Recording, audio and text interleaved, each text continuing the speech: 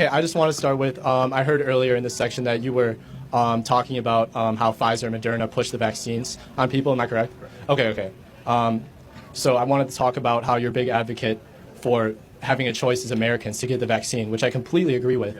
But also at the same time, you also advocate like for women not to have the freedom to choose what they do with their bodies, as well as the LGBTQ people, like that they shouldn't have like freedom to do what they want or like what they're fighting for, like for equal rights. Okay, so if it's not your DNA, it's not your choice. Do you agree with that? I would partially agree. I mean, I do agree, but so you in this have situation, sovereignty over your DNA? Yes, absolutely. Okay, so when there's another DNA inside of you, do you have sovereignty over that DNA? It is a part of the woman that... Well, it's also part of the man, so it's new DNA, though. But it's attached to the woman, that's what I'm saying. It's attached, but it's not her. Yeah, absolutely, but, like, if you think about it, like, it's theoretically, it's like a parasite. It's attached to your body. A baby's a parasite? It's a fetus. It's a lump of cells in the woman's... We're all lumps of cells. Yeah, absolutely, right, absolutely. So, but what you're trying to do is you're using dehumanizing language. Clump of cells. That's not what I'm trying to do. But you are. No, it's okay. This is typical abortion language, which is try to make the baby seem that it's not a baby, because the word baby gets people animated. Because if we called it a baby, all of a sudden we wouldn't abort it. But it is a baby. By every characteristic, it's a baby.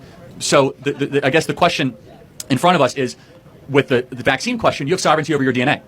Yeah, absolutely. As soon as there's new DNA that is not your own deoxyribonucleic acid, you do not have sovereignty over that DNA. It is a temporary visitor in your own DNA, but it's not your DNA. It's its own human being. Okay. Like, I don't have sovereignty over you. Absolutely, you don't have sovereignty over me. Yeah. And your mom right now is not allowed to come back to campus and kill you.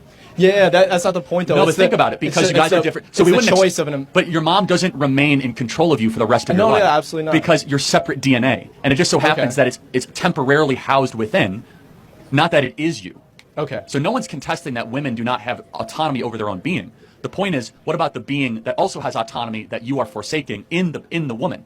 Because that baby has rights too. Well, you can't like ask the fetus the question, right? It should come down to the woman that's carrying the child. I can't ask my 6-month-old a question. Absolutely not. Yeah. So just being able to reason with a being does not mean that the being doesn't have rights. But Correct? What about when it comes to the safety of the mother that's carrying the child? So in what circumstance? So you're saying, so if the mom's life is at risk, is that what you're saying? Absolutely. Incredibly rare, unusual. Yeah. Try to perform a cesarean section.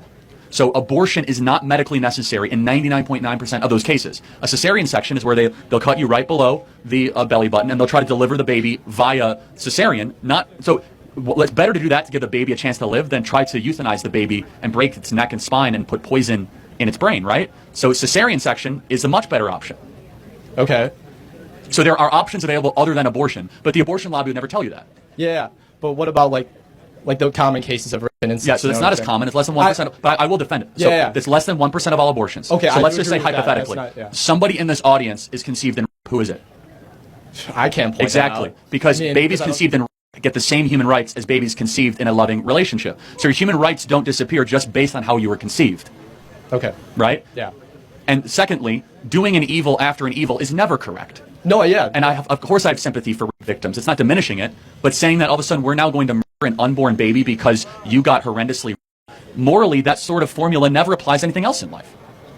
Okay, but I guess more of what I'm getting at, and I'm sure you covered it, but it's the purpose of having a choice in this free country that should be available to you have a choice Americans. for you, but not choice for others. And that's the point with abortion, is that there's another being involved. So when it comes to the vaccine, you cannot be forced to do something against your sovereign being that you don't want. But as soon as another DNA is introduced, as soon as another being is there, that being has rights as much as you do. Because I respect your rights, and you got to respect those babies' rights. That makes sense? Absolutely, absolutely.